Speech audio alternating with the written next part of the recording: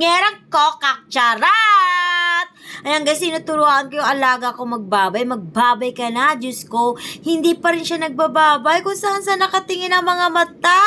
Ang alaga ko po guys ay late development. So, mahirap po talaga yung attention niya. So, ang ginagawa ko yan guys, pinapakain ko siya dyan. Diyos ko, 1,000,000 na, hindi pa rin kami natapos-tapos. Kasi ang ginagawa niya guys, yung sa mouth niya, ini-stack niya yung kanin. Alam mo, ang galing-galing nga niya eh.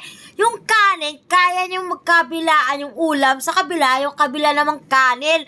So, pinipisil-pisil ko na naman yung mga bibig niya, minamassage ko. Abay, ginagawa naman niya. Sa gitna na naman niya nilalagay. Talagang mga batang ere, talagang mautak talaga siya. Pero syempre ako, di naman gagawa pa rin ako ng paraan para mabilis kami matapos. Pero kasi kailangan niya yan guys, na mabilis siya rin matapos kumain at mabilis siya mag-swallow para mabilis din siya makapagsalita. So, ito naman ang babaeng ere. Wala namang ginawa kundi na magtimbang ng pagkain. So, tinimbang ko guys yung okra at talong dahil healthy ako ngayon. Kasi marami akong kinain na hindi ka healthy. Yun, may suka ng Pangasinan.